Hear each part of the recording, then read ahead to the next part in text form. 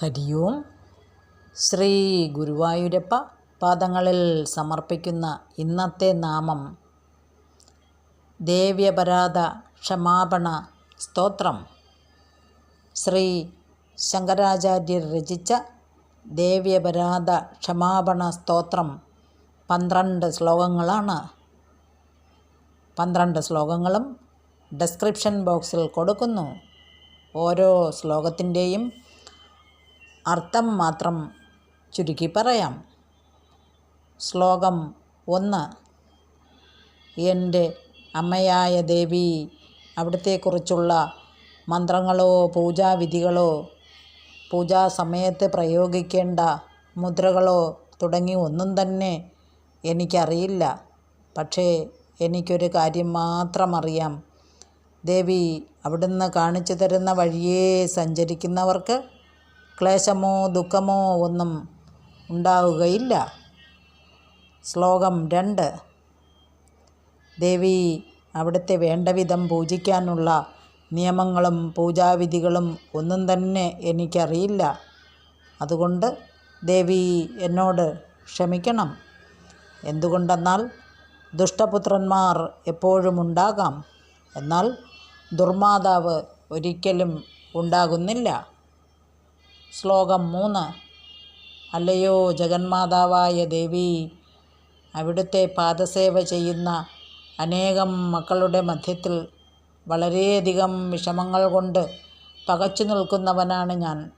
അതുകൊണ്ട് തന്നെ അവിടത്തേക്ക് വേണ്ടി ഞാൻ ചെയ്യുന്ന ഈ ചെറിയ പാരായണ പൂജ ഉചിതമായ പൂജയായി തന്നെ സ്വീകരിക്കണം എന്ന് അപേക്ഷിക്കുന്നു.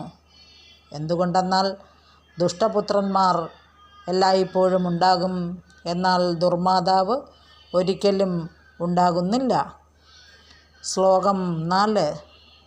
ജഗന്മാതാവായ എൻ്റെ അമ്മേ, ഞാൻ അവിടുത്തെ പാദശുശ്രൂഷ വേണ്ടവിധം ചെയ്തിട്ടില്ല. എന്നിട്ടും അമ്മ എന്നോട് നിരുപമമായ സ്നേഹം പ്രകടിപ്പിക്കുന്നുണ്ട്. എന്തെന്നാൽ ദുഷ്ടപുത്രന്മാർ എപ്പോഴും ഉണ്ടാകാം, എന്നാൽ ദുർമാതാവ് ഒരിക്കലും ഉണ്ടാകുന്നില്ല. ശ്ലോകം 5. മറ്റുള്ള ദേവന്മാർ വേണ്ട രീതിയിൽ പൂജിക്കാനുള്ള വിധികളനുസരിച്ച് ഈ 85-ാം വയസ്സിൽ പൂജ ചെയ്യാനുള്ള വൈഷമ്യം കൊണ്ട് അവരെയെല്ലാം ഞാൻ കൈവിട്ടു. എന്നിട്ടും എൻ്റെ അമ്മയായ ദേവി എന്നോട് കരുണ തോന്നിയില്ലെങ്കിൽ നിരാലംബനായ ഞാൻ, ഹേ ലംബോദരൻ്റെ അമ്മേ, ഞാൻ എവിടെ പോയി ആരെ ശരണം പ്രാപിക്കട്ടെ? ശ്ലോകം 6. അല്ലയോ അപർണാദേവി, അവിടുത്തെ മന്ത്രാക്ഷരങ്ങൾ ചെവിക്കൊണ്ട മാത്രയിൽ കഠിനവാക്കുകൾ പോലും പ്രയോഗിച്ചിരുന്ന കാട്ടാളന്മാർ പോലും തേനത്ത മധുരവാക്കുകൾ പ്രയോഗിക്കുന്നു. അപ്പോൾ ദേവിയുടെ പൂജാദികൾ വേണ്ടവിധം ചെയ്യുന്നയാൾക്ക് എന്തായി തീർന്നുകൂടാ? ശ്ലോകം 7. ചുടുകാട്ടിലെ ഭസ്മം പുരട്ടി ജടയും കെട്ടി പാമ്പ് ആഭരണമായിട്ട് തലയോട്ടിയും കയ്യിൽ പിടിച്ച് ഭൂതഗണങ്ങളുടെ ഈശ്വരനായിരുന്ന ആൾ ഭവാനി ദേവിയുടെ പണിഗ്രഹണം നടത്തിയതുകൊണ്ട് ജഗദീശൻ്റെ പദവിയിലേക്ക് ഉയർത്തപ്പെട്ടിരിക്കുന്നത്. ശ്ലോകം 8. അല്ലയോ ചന്ദ്രമുഖിയായ അമ്മേ, ഭൗതികമായ സമ്പത്തും ഭൗതിക സുഖ സൗകര്യങ്ങളും പരമപുരുഷാർത്ഥമായ മോക്ഷം കിട്ടണമെന്നോ പോലും എനിക്ക് ആഗ്രഹമില്ല. അതുകൊണ്ട് തന്നെ ബാക്കിയുള്ള ജീവിതകാലം മുഴുവനും അമ്മയുടെ തിരുനാമങ്ങളായ മൃഡാനി, രുദ്രാണി, ഭവാനി, ശിവശിവ എന്നിങ്ങനെ ജപിച്ചിരുന്നാൽ മതി. ശ്ലോകം 9. ഞാൻ ദേവിയെ വിധിയാവണ്ണം വിവിധങ്ങളായ ഉപചാരങ്ങൾ കൊണ്ട് പൂജിച്ചിട്ടില്ല എന്ന് മാത്രമല്ല, കടുത്ത ചിന്തകൾ മനസ്സിൽ വയ്ക്കുകയും ചെയ്തിട്ടുണ്ട്. എന്നിട്ടും ദേവി അമ്മേ, അവിടുന്ന് അനാഥയായ എന്നിൽ എത്രമാത്രം ദയ കാണിക്കുന്നു.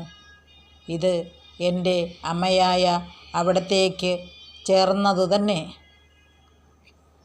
ശ്ലോകം 10. കരുണാസാഗരത്തിൻ്റെ ഈശ്വരിയായ ഹേ ദുർഗേ, ആപത്തുകളിൽ മുങ്ങി നട്ടം തിരിയുമ്പോൾ മാത്രമാണ് ഞാൻ ദേവിയെ ഓർമ്മിക്കുന്നത്. കുട്ടികൾ കൂട്ടുകാരുമൊത്ത് കളിയിൽ മുഴുകിയിരിക്കുമ്പോൾ ഒരിക്കലും അമ്മയെ ഓർക്കാറില്ല. എന്നാൽ അവർക്ക് വിശപ്പും ദാഹവും വരുമ്പോൾ മാത്രമേ അവർ അമ്മ എന്ന് വിളിച്ച് അടുക്കളയിലേക്ക് ഓടി വരികയുള്ളൂ. ശ്ലോകം 11. ജഗന്മാതാവേ, അവിടുത്തേക്ക് എന്നിൽ തീർച്ചയായും പൂർണ്ണമായ കരുണയുണ്ട്. എന്തെന്നാൽ മക്കൾ അപരാധങ്ങളുടെ ഒരു പരമ്പര തന്നെ ചെയ്താലും അമ്മ അവരെ കൈവിടുകയില്ലല്ലോ. ശ്ലോകം 12. ചുരുക്കി പറഞ്ഞാൽ എൻ്റെ എത്ര പാപങ്ങൾ ചെയ്തവൻ ലോകത്തിൽ ആരും തന്നെ കാണുകയില്ല. പാപങ്ങളെ ഇല്ലായ്മ ചെയ്യാൻ ദേവിയുടെ അത്ര കരുത്തുള്ളവർ ആരും കാണുകയുമില്ല. ഇത് നല്ലതുപോലെ മനസ്സിലാക്കി ഉചിതമായത് എനിക്ക് വേണ്ടി ചെയ്താലും ദേവി. ഇത് ശ്രീ ശങ്കരാചാര്യ വിരചിതം ദേവ്യ അപരാധ ക്ഷമാപണ സ്തോത്രം സമ്പൂർണം. ഹരി ഓം.